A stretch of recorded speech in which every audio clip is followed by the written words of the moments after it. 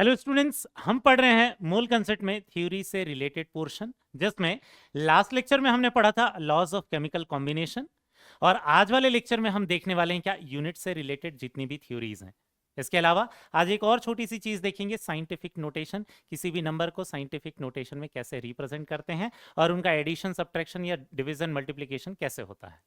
ठीक है।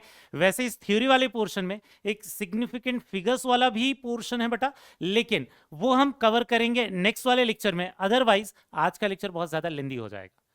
ठीक है। तो आज के लेक्चर में हम पहले पढ़ने वाले हैं कि पहले मैटर को कैसे क्लासिफाई करते हैं, फिर उन मैटर की कौन सी प्रॉपर्टीज पढ़ते हैं, फिर उन प्रॉपर्टीज को मेजर करने के लिए कौन सी यूनिट हम लिखते हैं और उनका एक कन्वर्जन कैसे करते हैं, और सबसे लास्ट में साइंटिफिक नोटेशन। तो स्टार्ट करते हैं। सबसे पहला वाला जो पार्ट है हमारा, वो हमें पढ़ना है क्या, क्लासिफिकेशन ऑफ मैटर। बहुत छोटी छोटी चीजें हैं बेटा, बट क्योंकि ये एनसीईआरटी में दिया हुआ है, ठीक है, तो वो थ्योरी आपको पता रहना चाहिए। ठीक है। तो जो मैटर को जब हम क्लासिफाई करते हैं तो शुरुआत में कैसे क्लासिफाई करते हैं, एक तो हम करते हैं मिक्सचर। कंपाउंड को कैसे, कोई भी जो भी चीज प्रेजेंट रहेगी, कोई भी सब्सटेंस प्रेजेंट रहेगा, तो एक बोल देते हैं मिक्सचर, और दूसरा क्या बोल देते हैं, प्योर सब्सटेंस। ठीक है।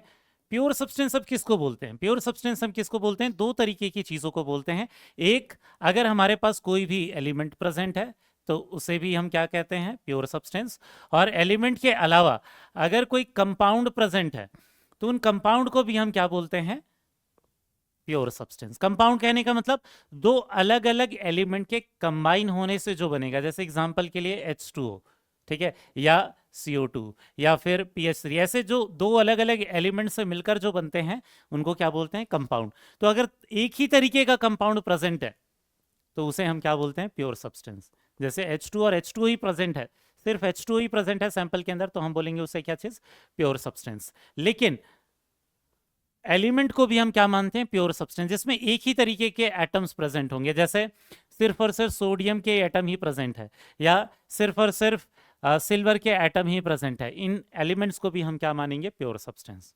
लेकिन दो अलग अलग एलिमेंट का अगर कोई मिक्सचर हो, या दो अलग अलग कंपाउंड का अगर कोई जो मिक्स कर देंगे, तो उन चीज़ों को हम क्या बोलेंगे, मिक्सचर बोलेंगे। तो मिक्सचर भी क्या होते हैं, दो तरीके के होते हैं। एक तो होता है क्या चीज़, होमोजीनियस मिक्सचर, जिसमें एकदम यूनिफॉर्म डिस्ट्रीब्यूशन होता है सारी चीज़ों का। ठीक है, जिसमें यूनिफॉर्म डिस्ट्रीब्यूशन होता है, एक तरीके से सारी चीज़ें एक दूसरे में मिक्स हो जाती हैं, तो उन्हें हम क्या बोलते हैं, होमोजीनियस मिक्सचर। और दूसरा क्या होता है बेटा, ये होता है हेट्रोजीनियस मिक्सचर। हेट्रोजीनियस मिक्सचर किसको बोलते हैं, जहां पर नॉन यूनिफॉर्म क्या होता है, नॉन यूनिफॉर्म डिस्ट्रीब्यूशन होता है, एक तरीके का डिस्ट्रीब्यूशन नहीं होगा। ठीक है, नॉन यूनिफॉर्म जहां पर भी डिस्ट्रीब्यूशन होगा उसे हम क्या बोल देते हैं, हेट्रोजीनियस। ठीक है। तो एग्जांपल इसके कौन से हो सकते हैं, जैसे जो होमोजीनियस मिक्सचर है, जो हमारा ट्रू सॉल्यूशन है, जो हम जैसे शुगर सॉल्यूशन बनाते हैं वाटर में, ठीक है, तो वो क्या हो जाएगा, होमोजीनियस मिक्सचर का एग्जांपल हो जाएगा। हेट्रोजीनियस मिक्सचर कौन से हो जाएंगे बेटा, ये हो जाएंगे कौन से, जो हमारे कोलाइडल सॉल्यूशन होते हैं। कोलाइडल सॉल्यूशन एक्चुअल में क्या होते हैं, ये बाद में हम पढ़ेंगे बेटा, जब हम प्रैक्टिकल केमिस्ट्री वाला चैप्टर देखेंगे तब। ठीक है। बट वो जो दिख रहा होगा आपको, कंपाउंड जो दिख रहा होगा, उस कंपाउंड में भी एक से ज्यादा एलिमेंट प्रेजेंट है, बट उसे मिक्सचर क्यों नहीं बोलते, क्योंकि एक्चुअल में ये जो H2 है, इसका बिहेवियर बिल्कुल ही अलग होता है। ना तो हाइड्रोजन की तरह होता है, ना ही ऑक्सीजन की तरह होता है, और दोनों के बीच में एक्चुअल में क्या प्रेजेंट होता है, केमिकल बॉन्ड प्रेजेंट होता है। जबकि यहाँ पर, यहाँ मिक्सचर के जो, जिन चीज़ों से जो मिक्सचर बनता है उनके बीच में बहुत ज़्यादा कोई स्ट्रॉन्ग बॉन्डिंग प्रेजेंट नहीं होती, कोवेलेंट बॉन्ड या आयनिक बॉन्ड जैसी चीज़ें फॉर्म नहीं होती। जो होमोजीनियस मिक्सचर्स होते हैं, जो दो चीज़ों से जो मिलकर बनते हैं, उनके बीच में, जैसे जो शुगर और वाटर है, थोड़ा बहुत उन दोनों के बीच में अट्रैक्शन जरूर रहेगा, लेकिन बहुत ज़्यादा कोई स्ट्रॉन्ग आयनिक बॉन्ड या कोवेलेंट बॉन्ड जैसा बॉन्ड फॉर्म नहीं होगा मिक्सचर के कंपोनेंट के बीच में। ठीक है। लेकिन कंपाउंड में भले दो अलग अलग एलिमेंट है, लेकिन उनके बीच में क्या प्रेजेंट है, केमिकल बॉन्ड प्रेजेंट है, बहुत स्ट्रांग वाले। और दूसरी चीज, उनको हम फिजिकल मेथड से उन एलिमेंट को अलग नहीं कर सकते। ठीक है। तो कई बार सिंपल सिंपल स्टेटमेंट आ जाते हैं, ठीक है, किनके बारे में, एलिमेंट और कंपाउंड के बीच में डिफरेंस बताने के लिए। ठीक है। तो एक्चुअल में कंपाउंड के अंदर अलग अलग टाइप के एलिमेंट जरूर हैं, लेकिन उनके बीच में क्या प्रेजेंट होते हैं, कोवेलेंट बॉन्ड प्रेजेंट होते हैं। क्या होता है, कोवेलेंट बॉन्ड प्रेजेंट होता है, कोवेलेंट बॉन्ड भी प्रेजेंट हो सकता है, या फिर आयनिक बॉन्ड भी प्रेजेंट हो सकता है, या फिर एक और बॉन्ड होता है जिसे हम क्या बोलते हैं, कोऑर्डिनेट बॉन्ड बोलते हैं। अलग अलग तरीके के बॉन्ड प्रेजेंट हो सकते हैं, bond between different atoms, bond between different atoms. और दूसरी चीज क्या है कि ये जो भी कंपाउंड है उनको हम, उनके एलिमेंट्स को हम फिजिकल मेथड से सेपरेट नहीं कर सकते, बिना केमिकल रिएक्शन कराए एलिमेंट्स को अलग नहीं कर सकते। ठीक है, ये जो कंपाउंड्स हैं, इन कंपाउंड्स के जो एलिमेंट्स हैं, elements can not be separated, elements can not be separated by physical method. Physical method कहने का मतलब क्या है, बॉइलिंग से, ठीक है, या क्रिस्टलाइजेशन से, या ऐसी कोई प्रोसेस है जिसमें केमिकल रिएक्शन ना हो रही हो, ऐसा बिना केमिकल रिएक्शन कराए हम एलिमेंट को सेपरेट नहीं कर सकते। लेकिन ये जो मिक्सचर्स होते हैं, ये मिक्सचर के जो कंपोनेंट होते हैं उनको हम क्या कर सकते हैं, फिजिकल मेथड से सेपरेट कर सकते हैं। क्लियर है, बिना कोई केमिकल रिएक्शन कराए ये जो मिक्सचर्स होते हैं इनको हम अलग कर सकते हैं, ठीक है, लेकिन वो कंपाउंड के जो एलिमेंट है उनको हम अलग नहीं कर सकते। क्लियर हो गया बेटा? तो ये पहला पार्ट तो हमारा कौन सा था, क्लासिफिकेशन ऑफ मैटर।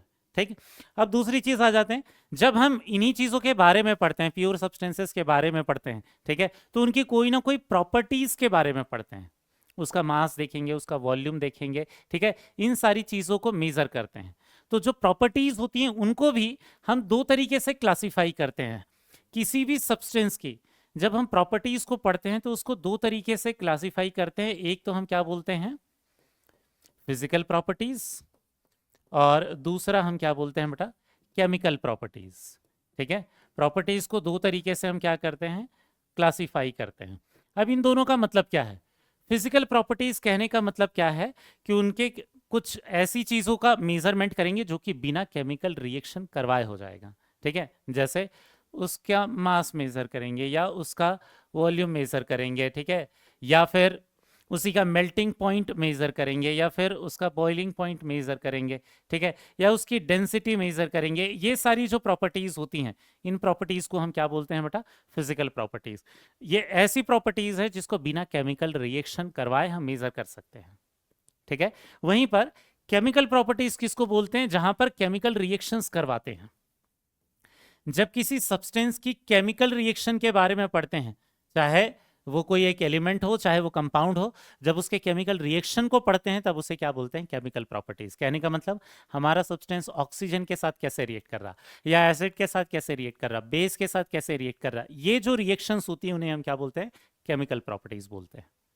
ठीक है, बिना केमिकल रिएक्शन कराए जिन प्रॉपर्टीज को पढ़ते हैं उन्हें क्या बोलते हैं, फिजिकल प्रॉपर्टीज।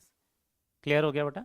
और ये जो प्रॉपर्टीज हैं, स्पेशली जो फिजिकल प्रॉपर्टीज है, उसको मेजर करने के लिए हम क्या करते हैं, कोई ना कोई एक यूनिट यूज करते हैं। ठीक है, तो एक्चुअल में मेजरमेंट ऑफ प्रॉपर्टीज जो होता है वो किसी ना किसी क्या होता है बेटा, किसी ना किसी यूनिट से हम मेजर करते हैं, और यूनिट भी अलग अलग तरीके से डिफाइंड है बेटा।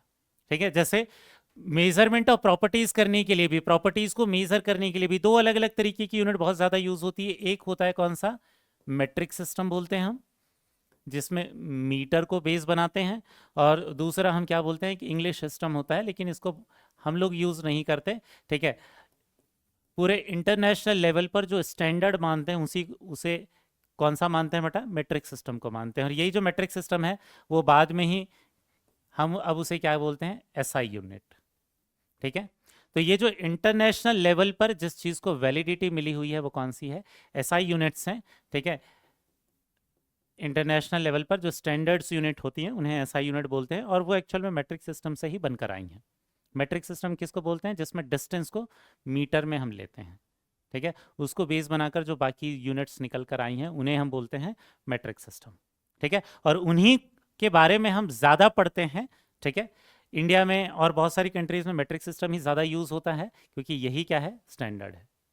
ठीक है बेटा, अब एक्चुअल में ये जो मैट्रिक सिस्टम होता है, इन प्रॉपर्टीज को मेजर करने के लिए जो यूनिट्स यूज होती हैं, ये यूनिट भी बहुत अलग अलग तरीके की होती हैं, लेकिन उन सारी यूनिट में जो 7 यूनिट है वो बेसिक यूनिट है। उन्हीं 7 यूनिट को कंबाइन करके कुछ और दूसरी तरीके की यूनिट्स निकल कर आई हैं। ठीक है, तो जो वो 7 बेसिक यूनिट्स हैं वो आपको पता रहने चाहिए, ठीक है। और उनका जो बेसिक डेफिनेशन है, एक्चुअल में जो यूनिट्स होते हैं, बेसिक यूनिट्स जो होते हैं, उनको डिफाइन करने के लिए कुछ ना कुछ एक तरीका फिक्स कर रखा है, ठीक है। जो इंटरनेशनल लेवल पर जो कमिटी है, उन्होंने कुछ तरीके डिफाइन कर रखे हैं हर एक बेसिक यूनिट के लिए, ठीक है। तो बेसिक यूनिट आपको पता रहना चाहिए। तो जो 7 बेसिक यूनिट्स हैं, ठीक है, उसमें कौन कौन है? एक है लेंथ, लेंथ के लिए कौन सा है? मीटर। मास के लिए है किलोग्राम। टाइम के लिए है सेकेंड। इसके अलावा चौथा कौन सा है? इलेक्ट्रिक करंट, जिसको एम्पियर में मेजर करते हैं। टेम्परेचर के लिए केल्विन वाली यूनिट है। अमाउंट ऑफ सब्सटेंस के लिए मोल वाली यूनिट है, जो मोल कंसेप्ट में हम ऑलरेडी देख चुके हैं, ये मोल वाली यूनिट। सेवंथ है ल्यूमिनस इंटेंसिटी, जिसकी यूनिट क्या है? कैंडेला। ये जो 7 यूनिट्स हैं बेटा, यही 7 बेसिक यूनिट्स होती हैं, और इन्हीं 7 बेसिक यूनिट्स को यूज करके हम क्या करते हैं? बाकी दूसरी यूनिट्स निकालते हैं। यहां तो हमें पढ़ने की फिर क्या जरूरत क्या है, ठीक है। एक्चुअल में एनसीईआरटी ने क्या दे रखा है कि ये जो 7 बेसिक यूनिट्स हैं, ये किसी न किसी कांस्टेंट को फिक्स लेकर, या किसी न किसी कांस्टेंट को बेसिस मानकर, उसको रेफरेंस मानकर इनको डिफाइन कर रखा है, ठीक है। कि 1 मीटर किसको बोलेंगे, इसको डिफाइन करने के लिए किसी न किसी कांस्टेंट को यूज किया है, ठीक है। 1 केजी किसको बोलेंगे, इसको डिफाइन करने के लिए क्या कोई ना कोई एक कांस्टेंट यूज किया है। तो कौन सा कांस्टेंट यूज होता है कौन सी बेसिक यूनिट को डिफाइन करने के लिए, ये आपको पता रहना चाहिए, क्योंकि ये एनसीईआरटी ने दे रखा है। क्लियर है? डिटेल में बहुत ज्यादा उसका डेफिनेशन जो है वो आपको क्लियर नहीं हो पाएगा बेटा, क्योंकि एक्चुअल में हर एक यूनिट को डिफाइन करने के लिए बहुत बड़े बड़े एक्सपेरिमेंट्स होते हैं, ठीक है। वो जो एक्सपेरिमेंट्स डिजाइंड होते हैं इन यूनिट को मेजर करने के लिए, उसकी एब्सोल्यूट वैल्यू निकालने के लिए, एक्यूरेट वैल्यू निकालने के लिए, ठीक है, वो बहुत लेंदी एक्सपेरिमेंट्स होते हैं, तो वो हमारे सिलेबस का पार्ट नहीं है। आपको एटलीस्ट बस इतना पता रहना चाहिए कि कौन से कांस्टेंट की हेल्प से वो यूनिट निकल कर आए हैं, ठीक है। तो एक्चुअल में जैसे 1 मीटर है, ठीक है, ये जो मीटर वाली यूनिट है, उसमें 1 मीटर को जब डिफाइन करते हैं तो हम कौन से कांस्टेंट को यूज करते हैं बेटा? स्पीड ऑफ लाइट को। अब ये जो स्पीड ऑफ लाइट है, इसको अप्रोक्सीमेटली तो हम कितना मान लेते हैं? ये अप्रोक्सीमेटली 3 × 10⁸ मीटर पर सेकेंड मान लेते हैं। लेकिन 1 मीटर को डिफाइन करते समय हम इसकी एग्जैक्ट वैल्यू को यूज करते हैं, कौन सा? 299792458 मीटर पर सेकेंड। मतलब एक्चुअल में ये इतना मीटर ट्रेवल करता है, कौन? लाइट, 1 सेकेंड में। तो हम ये देख लेते हैं कि जो भी डिस्टेंस होगा, जो भी 1 मीटर होगा, वो क्या होगा? इतने सेकेंड में कितना? 1/299792458। इतने सेकेंड में लाइट जितना भी डिस्टेंस ट्रेवल करेगा, उसे हम क्या मान लेते हैं? 1 मीटर। क्लियर हुआ बेटा? तो एक्चुअल में इस कांस्टेंट को यूज कर रहे हैं, लेकिन डिफाइन कैसे करते हैं? Distance travelled by light in 1/299792458 second. अब इतनी कॉम्प्लिकेटेड तरीके से क्यों कर रहे हैं इनको डिफाइन, ऐसा आपको लग सकता है, लेकिन एक्चुअल में साइंटिस्ट क्या ट्राई करते हैं? वो ये ट्राई करते हैं कि कोई ना कोई मेथड हमारे पास ऐसी रहे जिसको कोई भी कंट्री में किसी भी तरीके से दोबारा उसी जो डिस्टेंस है 1 मीटर के बराबर जो डिस्टेंस है, उसको हम कहीं निकाल पाए। तो एक्चुअल में स्पीड ऑफ लाइट फिक्स्ड होती है, तो उस फिक्स्ड कांस्टेंट की वैल्यू को यूज करके वो यूज करना कॉम्प्लिकेटेड जरूर होता है वो एक्सपेरिमेंट, लेकिन एक्यूरेट वैल्यू 1 मीटर के लेंथ की, ठीक है, ये निकल कर आ जाए, ये हमेशा कोशिश रहती है साइंटिस्ट की। और इसीलिए क्या होता है, टाइम टू टाइम ये जो डेफिनेशंस हैं ये भी चेंज होते जाती है। शुरुआत में जो 1 मीटर है, वो 1 मीटर को क्या डिफाइन किया था? जो पेरिस में जो क्या कहना चाहिए, जो मेन लेबोरेटरी है पूरे इंटरनेशनल लेवल की, ठीक है, वहां पर जो 1 मीटर वाला जो एक लेंथ था, उसका एक सैंपल रखा हुआ था। हम वो मानते थे कि वो जो 1 मीटर वाले लेंथ वाला जो सैंपल है, उसके बराबर जिसकी भी लेंथ होगी उसको 1 मीटर बोल देंगे। लेकिन टाइम टू टाइम साइंटिस्ट क्या करते हैं, ऐसा ट्राई करते हैं कि बिना किसी सैंपल की जरूरत के कोई ऐसा कांस्टेंट यूज करें जिससे वो जो 1 मीटर की वैल्यू है या कोई भी यूनिट की जो वैल्यू है, वो कोई भी लेबोरेटरी में कोई जो दूसरे साइंटिस्ट हैं वो निकाल पाए, ठीक है। तो एक्चुअल में वो 1 मीटर वाले लेंथ वाले स्पेसिमेन को यूज करने की जगह पर क्या यूज करते हैं? लाइट को यूज करते हैं, लाइट की स्पीड को यूज करते हैं, और ये देखते हैं कि इतने सेकेंड में कितना डिस्टेंस लाइट ने ट्रेवल किया, ठीक है। उस डिस्टेंस को हम क्या बोल देते हैं? 1 मीटर। समझ में आ रहा है बेटा? तो मेन आपको पढ़ना क्या है कि वो कौन से कांस्टेंट की हेल्प से कौन सी यूनिट डिफाइन करते हैं, ठीक है। दूसरा क्या है केजी, मास की यूनिट है किलोग्राम, ठीक है। 1 किलोग्राम की वैल्यू कैसे निकालते हैं एक्चुअल में, ठीक है। तो अगेन इसका भी जो एक्सपेरिमेंट होता है वो काफी ज्यादा कॉम्प्लिकेटेड एक्सपेरिमेंट होता है बेटा, लेकिन किलोग्राम को डिफाइन करने के लिए हम एक्चुअल में प्लैंक्स कांस्टेंट की वैल्यू को यूज करते हैं। प्लैंक्स कांस्टेंट की वैल्यू कितनी मानते हैं, 6.626 07015 into 10 to the power -34 joule second. दूसरे चैप्टर्स में जब भी हम प्लैंक्स कांस्टेंट की यूनिट को पढ़ेंगे तो उसमें केवल 6.626 इतना ही ज्यादा यूज करेंगे, ठीक है, या 6.6 into 10 to the power -34 joule पर सेकेंड ऐसा लिख देंगे, ठीक है। उतना ज्यादा आगे तक डेसिमल के बाद डिजिट्स को यूज नहीं करते, लेकिन जब हम यूनिट्स को डिफाइन करते हैं तो डिफाइन करने के लिए उनकी एक्यूरेट वैल्यूज को यूज करते हैं। क्लियर हो गया बेटा, ठीक है। तो एक्चुअल में प्लैंक्स कांस्टेंट को यूज करते हैं, तो एक्चुअल में प्लैंक्स कांस्टेंट निकालने का एक फॉर्मूला होता है जिसमें मास आता है, तो उस फॉर्मूले में इस वैल्यू को पुटअप कर देते हैं और वहां से 1 केजी की वैल्यू निकाल कर ले आते हैं।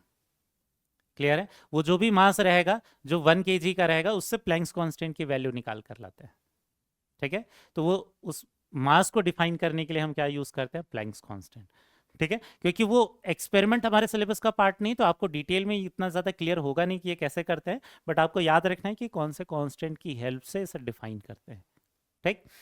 तीसरी जो यूनिट है वो कौन सा है, टाइम की यूनिट है, कौन सा, सेकंड, 1 सेकंड। अब 1 सेकंड को एक्यूरेटली मेजर करने के लिए कौन सी क्वांटिटी को हम यूज करते हैं, कौन से कांस्टेंट को यूज करते हैं, तो हम यूज करते हैं सीजियम का 133 वाला आइसोटोप, सीजियम का 133 वाला एटम, ठीक है। इस एटम में क्या होते हैं, दो एकदम नियर बाई एकदम एनर्जी लेवल्स होते हैं जिसको हम क्या बोलते हैं, हाइपर फाइन एनर्जी लेवल, ठीक है। तो हाइपर फाइन, ठीक है, जो एनर्जी लेवल्स होते हैं, ठीक है, बहुत छोटा सा एनर्जी का गैप होता है उसमें, ये जो एटम्स हैं ये क्या होता है, बार बार चेंज होता है, एक एनर्जी लेवल से दूसरे एनर्जी लेवल में, दूसरे एनर्जी लेवल से पहले एनर्जी लेवल में। तो इसमें क्या होता है कि इसमें जो ट्रांजिशन फ्रीक्वेंसी देखते हैं कि ये जो दो एनर्जी लेवल है उनमें कितनी बार शिफ्ट हुआ है वो एटम, जितने टाइम में इतने नंबर ऑफ क्या हो जाएंगे, ट्रांजिशन हो जाएंगे, कितने, 9192631770 टाइम्स, ठीक है। इतने बार जब ये शिफ्टिंग हो जाएगा एटम का दोनों एनर्जी लेवल के बीच में, ठीक है, तो उसे हम क्या बोलते हैं, ट्रांजिशन फ्रीक्वेंसी, ठीक है। तो सीजियम 133 के अंदर क्या होते हैं, दो हाइपरफाइन एनर्जी लेवल्स होते हैं, उन एनर्जी लेवल के बीच में ये एटम बार बार शिफ्ट होता है, और जब वो जितने टाइम के अंदर वो 9192631770 टाइम्स शिफ्ट हो जाता है, उतने टाइम क्या हो जाता है, उसी को हम क्या बोलते हैं, उतने बार जब शिफ्ट होता है तो उसे बोलते हैं ट्रांजिशन फ्रीक्वेंसी, ठीक है। तो सीजियम की ट्रांजिशन फ्रीक्वेंसी 9192631770 के बराबर होने के लिए जितना टाइम लगेगा उस टाइम को हम क्या बोलते हैं, 1 सेकेंड। तो आपको लग रहा होगा सर 1 सेकेंड के अंदर इतना ज्यादा ट्रांजिशन, बिल्कुल, इसलिए इसको मेजर करने के तरीके जो होते हैं वो थोड़े कॉम्प्लिकेटेड होते हैं, ठीक है। तो आपको क्या ध्यान में रखना है, सीजियम 133 का जो ट्रांजिशन फ्रीक्वेंसी है उस कांस्टेंट को यूज किया है 1 सेकेंड को डिफाइन करने के लिए। क्लियर हुआ बेटा। नेक्स्ट, अब इसके बाद क्या है, नेक्स्ट जो चौथी यूनिट है वो चौथी यूनिट कौन सी है, इलेक्ट्रिक करंट को मेजर करने के लिए एम्पियर। अब 1 एम्पियर को डिफाइन करने के लिए हम कौन सा कांस्टेंट यूज करते हैं, चार्ज ऑफ इलेक्ट्रॉन। और चार्ज ऑफ इलेक्ट्रॉन की हेल्प से कैसे हम 1 एम्पियर को डिफाइन करते हैं, एक्चुअल में हम बोलते हैं जब 1/1.602176634 into 10 to the power -19 number of electrons जब 1 सेकेंड के अंदर कहीं से पास हो जाएं तो वो जितना भी करंट डेवलप करेंगे उसे क्या बोल देते हैं, 1 एम्पियर का करंट। समझ में आए। तो एक्चुअल में इतने नंबर ऑफ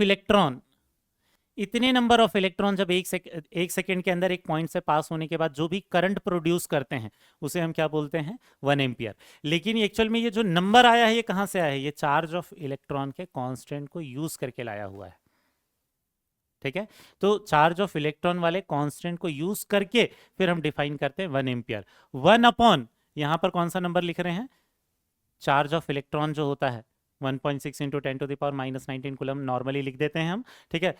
तो 1 अपॉन ये नंबर जो है, इतने नंबर ऑफ इलेक्ट्रॉन जब पास होते हैं एक पॉइंट से, तो वो जो 1 सेकेंड के अंदर जब पास होंगे और जो करंट डेवलप करेंगे उसे बोलते हैं क्या, 1 एम्पियर। आपको बस कांस्टेंट याद रखना है, कौन से कांस्टेंट की हेल्प से कौन सा यूनिट डिफाइन हुआ है। ठीक है। नेक्स्ट कौन सा है बेटा, टेम्परेचर। टेम्परेचर की यूनिट कौन सी है, वन के, ये जो केल्विन है ये। अब ये 1 केल्विन को डिफाइन करने के लिए हम कौन सी यूनिट को यूज करते हैं, बोल्ट्जमैन कांस्टेंट को।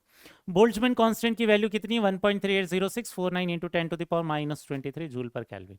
ठीक है।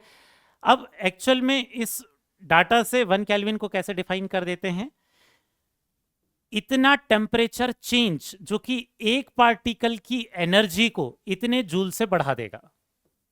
1.380649 इंटू 10⁻⁻23 जूल से अगर एक पार्टिकल की एनर्जी बढ़ रही है तो उसमें जो टेम्परेचर चेंज हुआ है उस टेम्परेचर चेंज को क्या बोलेंगे, 1 केल्विन। समझ में आए क्या? इतने जूल ऑफ एनर्जी बढ़ाने के लिए जितना टेम्परेचर चेंज होना चाहिए उस चेंज इन टेम्परेचर को क्या बोलते हैं, 1 केल्विन। क्लियर हुआ बेटा? तो वो जो जूल ऑफ एनर्जी जो हम देख रहे हैं वो एक्चुअल में कहाँ से आया है, उस बोल्ट्जमैन कांस्टेंट एक वैल्यू है उससे आया है। इन ये बोल्ट्जमैन कांस्टेंट वैल्यू आप फिजिक्स में भी बाद में पढ़ोगे बेटा, हीट वाले पोर्शन में। ठीक। इसके बाद नेक्स्ट 6 वाला क्या है, amount of substance. Amount of substance हमने पढ़ रखा है कि इसकी जो एसआई यूनिट है अमाउंट ऑफ सब्सटेंस को बताने के लिए वो कौन सी है, मोल। लेकिन एक्चुअल में शुरुआत में मोल की डेफिनेशन कुछ और थी, अब डेफिनेशन कुछ और हो गई है। ठीक है। याद होगा हमने अभी थोड़ी देर पहले क्या बोला था कि एक्चुअल में साइंटिस्ट ये ट्राई करते हैं कि कोई ना कोई एक कांस्टेंट हो उसे हम यूज कर पाए। आपको ध्यान होगा जब हमने चैप्टर स्टार्ट किया था तो हमने ये बोला था कि जो 1 मोल की जो डेफिनेशन है वो क्या है, कार्बन 12 जो आइसोटोप होगा उसके 12 ग्राम सैंपल में जितने नंबर ऑफ पार्टिकल्स होंगे उसको हमने 1 मोल बोला था। तो शुरुआत वाली डेफिनेशन यही थी, लेकिन एक्चुअल में अब जो है 2019 के बाद ये जो डेफिनेशन है ये चेंज हो गई और इसलिए नई वाली एनसीईआरटी में आपको जो डेफिनेशन मिलेगा वो एवोगाड्रो कांस्टेंट के हिसाब से मिलेगा, कार्बन 12 के 12 ग्राम वाले आइसोटोप वाला डेफिनेशन नहीं मिलेगा। ठीक है, टेबल में। तो ये वाला जो डेफिनेशन जो हमने शुरुआत में पढ़ा था बेटा, वो शुरुआत में वाला डेफिनेशन क्यों पढ़ा था, कार्बन 12 आइसोटोप का 12 ग्राम सैंपल में नंबर ऑफ एटम जितने होंगे, क्योंकि एक्चुअल में ज्यादातर क्वेश्चन में अभी भी वही ऑप्शन मिलते हैं। ठीक है, 1 मोल को डिफाइन करने के लिए। लेकिन एक्चुअल में अब एक एवोगाड्रो कांस्टेंट को स्टैंडर्ड मान लिया है साइंटिस्ट लोगों ने, और वो एवोगाड्रो कांस्टेंट की वैल्यू कितना ले लिया है, 6.0221407 इंटू 10⁻23। इतने नंबर ऑफ एंटिटीज, इतने नंबर किसी भी चीज के प्रेजेंट होंगे तो उसे हम क्या बोल देंगे, 1 मोल। क्लियर हुआ हो रहा है क्या बेटा? तो एक्चुअल में मोल की डेफिनेशन शुरुआत में कुछ और थी और अब चेंज होके कुछ और हो गई है। अब इसको हम एवोगाड्रो कांस्टेंट बोल देते हैं, एवोगाड्रो नंबर जो हम पढ़ रहे थे अभी तक मोल कंसेप्ट में। क्लियर है? तो जो कार्बन 12 वाला जो आइसोटोप वाला जो डेफिनेशन था वो पुराना डेफिनेशन है, वो नया डेफिनेशन नहीं है बेटा। क्लियर हुआ? सबसे लास्ट देखते हैं कौन सा है, luminous intensity. Luminous intensity actual में किसको बोलते हैं? इंटेंसिटी कहने का मतलब लाइट की जो ब्राइटनेस है, आप एक तरीके से क्या बोल सकते हैं, वही चीज क्या है, इंटेंसिटी है। तो उस लाइट की जो ब्राइटनेस है उसको मेजर करने का जो प्रॉपर्टी है उसे हम क्या बोलते हैं, ल्यूमिनस इंटेंसिटी। उसको मेजर करने के लिए एक यूनिट यूज करते हैं जिसे हम क्या बोलते हैं, कैंडेला। तो 1 कैंडेला को कैसे डिफाइन करते हैं, 1 कैंडेला को डिफाइन करने के लिए हम क्या करते हैं, ग्रीन लाइट लेते हैं। ठीक है, और ग्रीन लाइट का क्या लेते हैं, मोनोक्रोमेटिक रेडिएशन। मोनोक्रोमेटिक रेडिएशन कहने का मतलब क्या है बेटा, इसका मतलब ऐसा है कि वो जो रेडिएशन होगी, ग्रीन लाइट की जो रेडिएशन होगी उसमें केवल एक ही तरीके की वेवलेंथ प्रेजेंट होगी। ठीक है, तो मोनोक्रोमेटिक रेडिएशन हम लेते हैं किसका, ग्रीन लाइट का। ये मैंने कुछ वर्ड्स लिख रखे हैं, इसको देखते हैं इनका मतलब क्या है। ग्रीन लाइट एक लेते हैं, खरी लाइट लेते हैं, उसका केवल एक वेवलेंथ वाली लाइट लेते हैं जिसमें एक ही तरीके का वेवलेंथ रहेगा, उसे क्या बोलते हैं, मोनोक्रोमेटिक रेडिएशन। क्योंकि एक ही कलर की लाइट के भी अलग अलग शेड होते हैं, लाइट ग्रीन, डार्क ग्रीन, ठीक है, इस तरीके से बहुत सारे ग्रीन होते हैं, उसमें से एक ही वेवलेंथ वाली रेडिएशन को यूज करते हैं। कौन से लाइट को यूज करते हैं, जिसकी फ्रीक्वेंसी इसके बराबर मैच करेगी। किसके बराबर बेटा, 540 इंटू 10⁻12 हर्ट्ज के बराबर। जिस ग्रीन लाइट की फ्रीक्वेंसी इसके बराबर होगी उस ग्रीन लाइट को लेते हैं, और उस ग्रीन लाइट की जो रेडिएंट इंटेंसिटी होती है कितना, 1/683 वाट पर स्टेरेडियन। ये स्टेरेडियन एक्चुअल में क्या है, एक सॉलिड एंगल वाली यूनिट है, फिजिक्स में आप पढ़ते हो इसे। ठीक है, तो इतनी रेडिएंट इंटेंसिटी वाला और 540 इंटू 10⁻12 हर्ट्ज की फ्रीक्वेंसी वाला जो ग्रीन लाइट रहता है उसकी जो टोटल इंटेंसिटी होती है उसे हम क्या बोलते हैं, ल्यूमिनस इंटेंसिटी 1 कैंडेला के बराबर। ठीक है, तो ये थोड़ा कॉम्प्लिकेटेड आपको लग रहा होगा बेटा, बस आपको ध्यान क्या रखना है इसमें कि एक्चुअल में वन कैंडेला को डिफाइन करने के लिए ग्रीन लाइट की जो फ्रीक्वेंसी है वो कांस्टेंट लेते हैं, उस फ्रीक्वेंसी की वैल्यू रहती है 540 इंटू 10⁻12 हर्ट्ज, उस ग्रीन लाइट की हेल्प से उसको डिफाइन करते हैं वन कैंडेला को। और दूसरा, वो जो ग्रीन लाइट रहती है उसकी रेडियंट इंटेंसिटी कितने के बराबर लेंगे, 1/683 वाट पर स्टेरेडियन, एक यूनिट है ये इंटेंसिटी की, ठीक है, ये यूनिट रेडियंट इंटेंसिटी की है, ठीक है, और ये जो कैंडेला है ये ल्यूमिनस इंटेंसिटी की है। क्लियर हुआ बेटा, ठीक है, तो बस आपको इसमें ध्यान क्या रखना है, आपको डिटेल में ये नहीं समझना है कि ये कौन कौन से एक्सपेरिमेंट से कैसे डिफाइन करके ये आया है। एक्चुअल में आपको जो मेन चीज जो ध्यान रखनी है वो ये है कि ये जो 7 बेसिक यूनिट है ये कौन से कांस्टेंट की वैल्यू को यूज करके आए हैं। क्लियर हुआ हो रहा है बेटा, ठीक, तो ये जो 7 कांस्टेंट जो नाम जो है ये एटलीस्ट आपको पता रहने ही चाहिए किनकी हेल्प से इन जो यूनिट है इनको डिफाइन किया है, ठीक। तो ये तो हो गए 7 बेसिक यूनिट। अब ये जो 7 बेसिक यूनिट है ये इन बेसिक यूनिट के अलावा भी कई बार हम दूसरी यूनिट यूज करते हैं अपने यूजेस के बेसिस पर। कई बार जो वैल्यूज होती है वो बहुत छोटी होती है, जैसे जब हम एटम के रेडियस को पढ़ते हैं तो उनका रेडियस बहुत छोटा होता है, तो हम उसकी एसआई यूनिट यूज नहीं करते, मीटर यूज नहीं करते, हम पिकोमीटर यूज करते हैं या नैनोमीटर यूज करते हैं। मतलब जो हमारी जो बेसिक यूनिट है उनको भी हम किसी न किसी तरीके से चेंज करके कोई और यूनिट बनाते हैं, ठीक है, ताकि आप हमारा जो मेजरमेंट है वो थोड़ा आसान लगे, कम्युनिकेशन थोड़ा आसान हो जाए। तो सिर्फ वो ऐसा यूनिट हर जगह यूज करेंगे ऐसा नहीं है, उन यूनिट को भी चेंज करके दूसरी यूनिट्स बनाते हैं। तो दूसरी यूनिट को बनाने के लिए उन एसआई यूनिट में क्या मल्टीप्लाई हुआ है उस मल्टीप्लिकेशन के हिसाब से कुछ प्रीफिक्सेस यूज करते हैं। जैसे अगर हम क्या कर देते हैं 10⁻³ मल्टीप्लाई कर देते हैं, ठीक है, जब 10⁻³ किसी चीज में मल्टीप्लाई कर देते हैं तो उसके लिए वर्ड कौन सा यूज करते हैं बेटा, किलो, ये तो आपको पता ही होगा, ठीक है, किलो पास्कल, किलोग्राम। तो ग्राम में 10⁻³ मल्टीप्लाई करने के बाद किलोग्राम आता है, तो एक दूसरी यूनिट बनाने के लिए इसको यूज कर लेते हैं। तो किलो का मतलब हो जाएगा क्या, 10⁻³ 10⁻³ उसमें मल्टीप्लाई हुआ है जिसके सामने भी ये किलो वर्ड लगा है। किलोग्राम लगा है तो ग्राम के सामने जो भी ग्राम की जो वैल्यू जो रही होगी, ठीक है, उस ग्राम से हमने किलोग्राम दूसरा बनाया तो 10⁻³ मल्टीप्लाई कर दिया, ठीक है।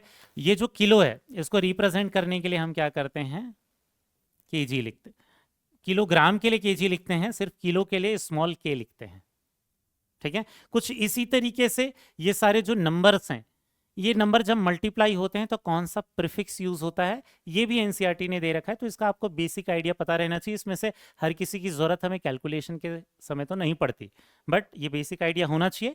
एनसीईआरटी ने क्या दे रखा है कि एक्चुअल में जब 10⁻24 होगा तो ये क्या होगा, योक्टो, ठीक है, और इसको किससे दिखाएंगे, इसको हम दिखाएंगे स्मॉल वाई से।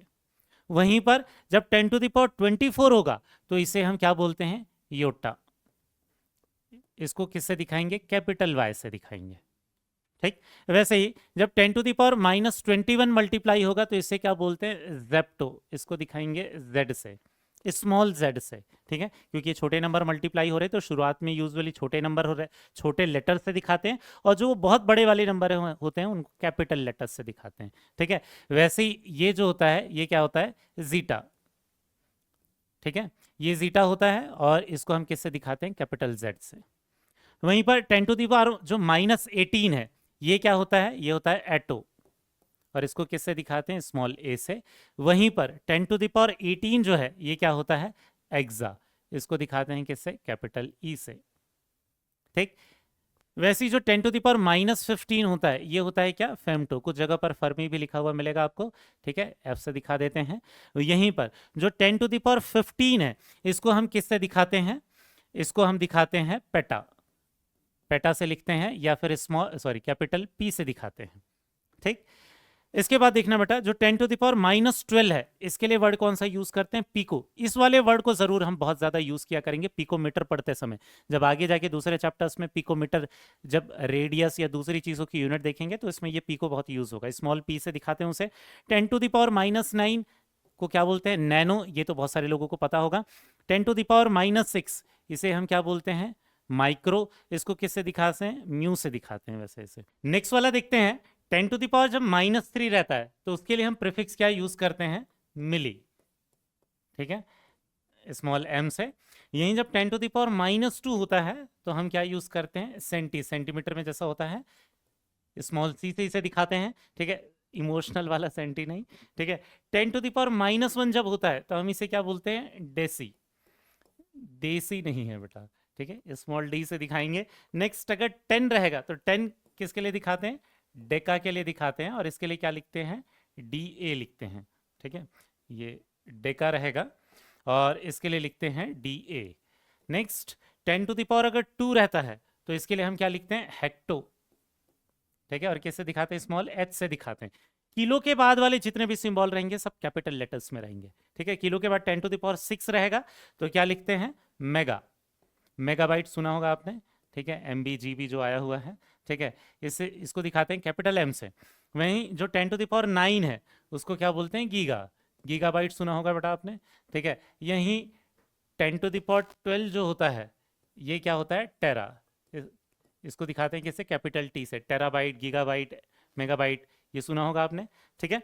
तो एक्चुअल में ये जो प्रीफिक्सेस हैं ये क्या होते हैं, किसी भी एक यूनिट को दूसरी यूनिट में कन्वर्ट करने के लिए यूज होते हैं। एग्जांपल के लिए जैसे अगर आपके पास लिखा हुआ है 1 पिकोमीटर, 1 पिकोमीटर, अब इसका मतलब क्या है, पिको का मतलब क्या हो जाएगा, 10 टू द पावर -12 और फिर यहाँ मीटर, तो 1 पिकोमीटर, ठीक है, इसको स्मॉल पी और मीटर को स्मॉल एम इससे दिखा देंगे, ये कितना हो जाएगा, 10 टू द पावर -12 मीटर। तो अगर आपको वर्ड का मतलब समझ में आ गया है कि वो प्रीफिक्स जो है पी को किसके लिए यूज होता है, यहाँ देखा था हमने 10 टू द पावर -12 के लिए यूज होता है, ठीक है। तो अगर वो प्रीफिक्स का चीज पता है आपको तो आप कन्वर्जन फैक्टर बहुत ईजिली निकाल लोगे। जैसे 1 किलोग्राम, अब 1 किलोग्राम, किलो का मतलब क्या होता है, 10 टू द पावर 3, ये तो ये हो गया 10 टू द पावर 3 ग्राम, समझ में आया बेटा। वहीं पर अगर आपके पास लिखा है 1 माइक्रोग्राम, इसका मतलब क्या हो जाएगा, माइक्रो का मतलब क्या है, 10 टू द पावर -6 ग्राम के बराबर हो जाएगा, ये समझ में आ रहा होगा आपको, ठीक है। वैसे ही अगर हो गया क्या, 1 नैनोमीटर, इसको शॉर्ट में लिखेंगे तो नैनो के लिए स्मॉल एम, मीटर के लिए एम, और 1 नैनोमीटर मतलब, नैनो का मतलब होता है 10 टू द पावर -9 और फिर सिर्फ मीटर लिख देंगे, नैनो की वैल्यू रख दी तो फिर नैनो को लिखेंगे नहीं, मीटर। तो ये कन्वर्जन फैक्टर आ गया। तो बहुत सारी जगहों पर इस तरीके से एक यूनिट को दूसरी यूनिट में कन्वर्ट करते हैं, समझ में आया बेटा, ठीक। तो ये तो हो गया कि कौन से प्रीफिक्सेस का मतलब क्या होता है, ठीक। नेक्स्ट आ जाते हैं, कुछ कन्वर्जन फैक्टर आपको पता रहने चाहिए जो हमारी बेसिक्स यूनिट होती हैं, जो अलग अलग चैप्टर्स में कहीं ना कहीं कैलकुलेशन में यूज होती रहेंगी। तो जैसे मास है तो उसको किसी दूसरे मास वाली यूनिट में कन्वर्ट कैसे करते हैं ये आपको पता रहना चाहिए। जैसे 1 kg है, 1 किलोग्राम है, तो ये क्या हो जाएगा, 10 टू द पावर 3 ग्राम हो जाएगा, ठीक है। मेरे हिसाब से तो ये सबको ही पता होगा, ठीक। नेक्स्ट देख लेते हैं वॉल्यूम। वॉल्यूम वाली यूनिट को दूसरे वाली यूनिट में कन्वर्ट करना बहुत ज़्यादा ज़रूरी है, क्योंकि आगे जाके जब हम कॉन्सेंट्रेशन टर्म वाला पोर्शन पढ़ेंगे तो उसमें वॉल्यूम के बहुत अलग अलग तरीके की यूनिट यूज होंगे क्वेश्चंस में। तो आपको ये कन्वर्जन फैक्टर पता रहना चाहिए बेटा।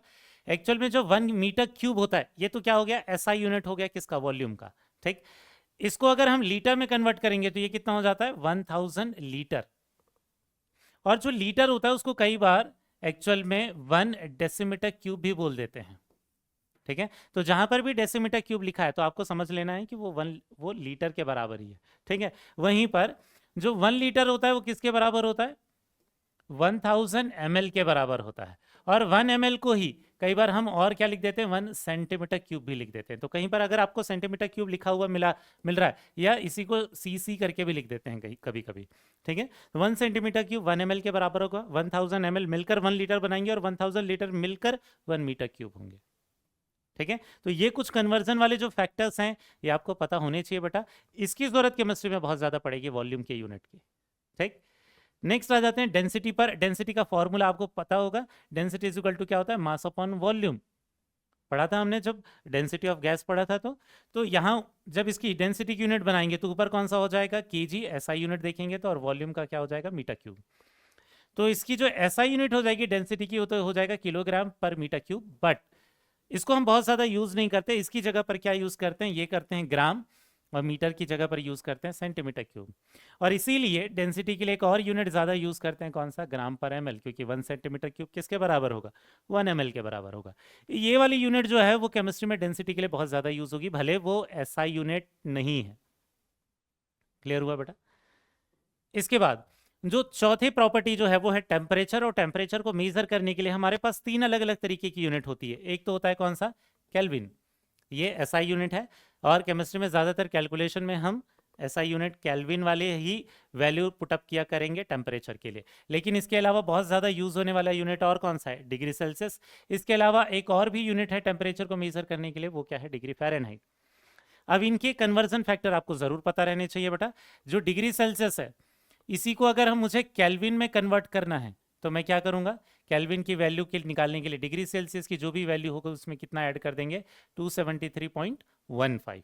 ये जो एक्चुअल में 0.15 है, ये एक्यूरेट निकालने के लिए है। एक्चुअल में जनरली जब भी हम कैलकुलेशन में यूज़ करते हैं तो केवल 273 ले लेते हैं, जब तक क्वेश्चन में मेंशन नहीं होता हम 0.15 नहीं लेते, या जब भी छोटा छोटा टेम्परेचर डिफरेंस मैटर नहीं करता तो उस 0.15 को नहीं लेते। जैसे अगर हमें 30 डिग्री सेल्सियस को केल्विन में कन्वर्ट करना है तो हम क्या कर देंगे? 30 प्लस 273 अप्रॉक्स कितना ले लेंगे? 300 केल्विन। ठीक है, एक्चुअल में वो 300.15 करके होगा, बट यूजुअली उसको अवॉइड कर देते हैं हम। ठीक, ये तो हो गया डिग्री सेल्सियस को केल्विन में कन्वर्ट करने के लिए। वैसे ही डिग्री सेल्सियस को डिग्री फ़ारेनहाइट में कन्वर्ट करने के लिए भी एक फॉर्मूला होता है। ठीक है, क्या होता है ये होता है 9/5। जो भी डिग्री सेल्सियस की वैल्यू रहेगी उसमें 9/5 मल्टीप्लाई कर देंगे, और उसमें ऐड कर देंगे कितना बेटा? 32। एग्जाम्पल के लिए, जैसे अगर 40 डिग्री सेल्सियस दे रखा है और इसे मुझे डिग्री फ़ारेनहाइट में कन्वर्ट करना है, तो हम क्या करेंगे? जो 40 डिग्री सेल्सियस है उसमें क्या मल्टीप्लाई कर देंगे? 9/5, और प्लस क्या कर देंगे? 32। अगर आप ध्यान से देखोगे तो ये कितना हो जाएगा? 72 प्लस 32, मतलब एक्चुअल में कितना हो जाएगा? 104 डिग्री फ़ारेनहाइट निकल कर आ जाएगा। ये समझ में आ गया? तो ये टेम्परेचर का बेसिक कन्वर्जन है, लेकिन आपको पता रहना चाहिए, हमें कभी ना कभी उनकी ज़रूरत पड़ जाएगी। ठीक, इसके बाद दो और यूनिट रह गई हैं। एक है कौन सा? प्रेशर। प्रेशर वाली यूनिट भी हम केमिस्ट्री में कई बार यूज़ किया करेंगे। ठीक है, प्रेशर जो है, इसकी जो एसआई यूनिट है, एक्चुअल में एसआई यूनिट कौन सी होती है? ये तो होती है पास्कल। लेकिन केमिस्ट्री में बहुत ज़्यादा पास्कल की जगह पर हम दूसरी यूनिट्स यूज़ करते हैं। एक होता है एटीएम और एक होता है क्या बेटा? बार।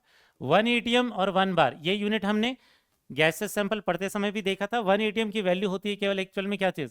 1.01325 इंटू 10⁵ पास्कल। वहीं पर जो 1 बार होता है इसकी वैल्यू क्या होती है? 10⁵ पास्कल। ये दो यूनिट बहुत ज़्यादा यूज़ होती है, बट इसके अलावा एक और भी यूनिट है जिसको हम क्या बोलते हैं? mm/Hg। तो mm/Hg को बहुत बार हमें किस में कन्वर्ट करना होता है? एटीएम में। तो इसका कन्वर्जन फैक्टर आपको पता रहना चाहिए। एक्चुअल में 760 mm/Hg जो होता है वो किसके बराबर होता है? 1 एटीएम के बराबर होता है। ठीक है, वहीं पर इसी को कई बार हम क्या बोल देते हैं? टॉर भी बोल देते हैं। 760 टॉर इज इक्वल टू क्या हो जाएगा? 1 एटीएम के बराबर हो जाएगा। ठीक, इसके बाद सबसे लास्ट रह जाता है एनर्जी। एनर्जी की यूनिट जो है, उसकी जो एसआई यूनिट है, वो एसआई यूनिट तो कौन सा हो जाता है? जूल। लेकिन जूल के अलावा स्पेशली जब हम थर्मोडायनेमिक्स पढ़ेंगे तो उसमें बहुत बार हम कैलोरी यूज़ किया करेंगे, और ये होता क्या है? 1 कैलोरी इज इक्वल टू कितना हो जाता है? 4.184 जूल। ठीक है, 1 जो कैलोरी है इक्वल टू हो जाता है 4.184 जूल। और इसमें भी एक और यूनिट कई बार हो जाती है, वो कौन सी हो जाती है? अर्ग। 1 अर्ग इज इक्वल टू कितना होता है? 10⁻⁻7 जूल। और कई बार एटम के जब हम कैलकुलेशंस देखते हैं तो उस समय एनर्जी की यूनिट कई बार यूज करते हैं क्या? Electron volt. इसको शॉर्ट में कैसे लिखते हैं? ईवी। ठीक है, ये जो इलेक्ट्रॉन वोल्ट है, इसकी जो वैल्यू है वो किसके बराबर होती है बेटा? ये होता है 1.6 इंटू 10⁻⁻19। आपको चार्ज ऑफ इलेक्ट्रॉन जैसा लग रहा होगा, लेकिन एक्चुअल में यहाँ कूलम नहीं होता, यहाँ जूल होता है। 1.6 इंटू 10⁻⁻19 जूल जो है वो किसके बराबर होता है? 1 इलेक्ट्रॉन वोल्ट के बराबर होता है। ठीक, तो ये हो गया यूनिट कन्वर्जन वाले कुछ फैक्टर है। बहुत बेसिक सी चीज़ें हैं, शायद आप में से ज़्यादातर लोगों को पहले से आता रहा होगा, लेकिन ये बेसिक चीज़ें हैं इसलिए देख रहे हैं बेटा। अब इसमें जो हम सबसे लास्ट वाला जो पोर्शन आज के लेक्चर में पढ़ने वाले थे वो देख लेते हैं। कौन सा है ये? Scientific notation. ठीक, साइंटिफिक नोटेशन एक्चुअल में किन को बोलते हैं? जब हमारे पास बहुत ज़्यादा मेजरमेंट रहते हैं, ठीक है, तो जब कोई बहुत बड़ी वैल्यू होती है, बहुत छोटी वैल्यूज होती हैं, तो उसको हम कुछ अलग तरीके से लिखते हैं। कैसे देखना, जैसे अगर हमारे पास क्या दे रखा है 40, ठीक है, 25, अगर इसको साइंटिफिक नोटेशन में लिखना है तो हम क्या करते हैं, ये कर देते हैं 4.025 इंटू 10⁻, क्या कर देंगे 3। ये जो तरीका है, ये तरीका जो लिखने का है, इसे हम क्या बोलते हैं, साइंटिफिक नोटेशन। ठीक है, इस नोटेशन में हम किसी भी चीज को क्यों लिखते हैं, चाहे कोई वैल्यू कितनी भी बड़ी हो, चाहे कोई वैल्यू कितनी भी छोटी हो, उसको एक ही तरीके से हर बार हम लिख सकते हैं, केवल वो पावर की वैल्यू चेंज होती जाएगी। डेसिमल के पहले एक ही डिजिट लिखेंगे, कौन सा, 1 से लेकर 9 तक कोई ना कोई एक डिजिट रहना चाहिए, बस डेसिमल के पहले एक ही रहना चाहिए। डेसिमल के बाद कितना भी हो सकता है, डेसिमल के पहले एक रखते हैं और पावर के फॉर्म में लिख देते हैं, उसे हम क्या बोलते हैं, साइंटिफिक नोटेशन। तो एक्चुअल में एक नंबर को, इस नंबर को हम बहुत अलग अलग तरीके से लिख सकते थे। इसको और कैसे लिख सकते थे, 402.5 इंटू 10⁻1, ऐसा भी लिख सकते हैं। 10 मल्टीप्लाई कर देंगे तो यही आ जाएगा। या यहीं पर डेसिमल को शिफ्ट करके मैंने नंबर को छोटा बना दिया, तो पावर को मैं बड़ा बना दूंगा। हर बार जब आप पावर में कन्वर्ट कर रहे हो या पावर को चेंज कर रहे हो, तो जब नंबर छोटा होगा तो पावर बड़ा होगा, पावर जब छोटा होगा तो नंबर बड़ा होगा, दोनों अपोजिट ऑर्डर में चलते हैं। ठीक है, तो यहाँ क्या दिख रहा है, मैं एक प्लेस से क्या कर रहा हूँ, नंबर को छोटा कर रहा हूँ, तो एक प्लेस से पावर को बढ़ा दूंगा। इसको और कैसे लिख सकते थे, 4.025 इंटू 10⁻3। अब इसमें जो डेसिमल के पहले जब एक प्लेस होता है, ये तीनों ही तरीके सही हैं, बट ये वाला जो तरीका है, ये वाला जो तरीका है, इसे हम क्या बोलते हैं, साइंटिफिक नोटेशन। मतलब ये जो तीसरा वाला तरीका है, इसे हम बोलते हैं साइंटिफिक नोटेशन, जब डेसिमल के पहले क्या रहेगा, केवल एक प्लेस, समझ में आया, एक डिजिट रहेगा। ठीक, अब ये तो हो गया साइंटिफिक नोटेशन। जब साइंटिफिक नोटेशन किसी चीज का आपको दिया रहता है, तो उसका एडिशन कैसे करते हैं, सब्ट्रैक्शन कैसे करते हैं, ये देख लेते हैं। ठीक है, तो जब भी साइंटिफिक नोटेशन के टर्म में कोई भी चीज दी रहती है, तो एडिशन और सब्ट्रैक्शन करने के पहले आपको क्या ध्यान में रखना है कि हमेशा पावर को पहले सेम बनाना है। ठीक है, शुरुआत में पहले तो फर्स्ट पावर को सेम बनाना है, उसके बाद ही क्या होगा, या तो एडिशन होगा, ठीक है, और सब्ट्रैक्शन होगा। क्लियर हो गया, तो एडिशन और सब्ट्रैक्शन करने के पहले हमें क्या करना पड़ेगा बेटा, पहले पावर को सेम बनाना जरूरी है। ठीक है, वैसे ये आपको पता भी होगा, बट आपको रूल पता रहने चाहिए, थ्योरेटिकल क्वेश्चंस के लिए आपको रूल पता रहने चाहिए, जो भी एनसीईआरटी ने दे रखे हैं। ठीक, जैसे इन दोनों का एडिशन कर रहे हैं, तो यहाँ पावर 7 है या पावर 6 है। ठीक है, तो मैं क्या करूं, या तो इसका पावर मैं 6 बना दूं, या तो उसका पावर मैं 7 बना दूं। ठीक है, तो इसके पावर को मैं कैसे लिख सकता हूँ, इसी को चेंज करके कैसे लिख सकता हूँ, 2.2 इंटू 10⁻7 प्लस इसको 10⁻7 बना दूंगा, पावर को बढ़ा दूंगा तो नंबर को छोटा कर दूंगा, 4.22 इंटू 10⁻7। अब क्या हो जाएगा, ये 10⁻7 कॉमन आ जाएगा दोनों में, और ये क्या हो जाएगा 2.2 प्लस 4.22। ठीक है, और इन दोनों को जब हम ऐड कर देंगे तो कितना हो जाएगा, 6.42 इंटू 10⁻7।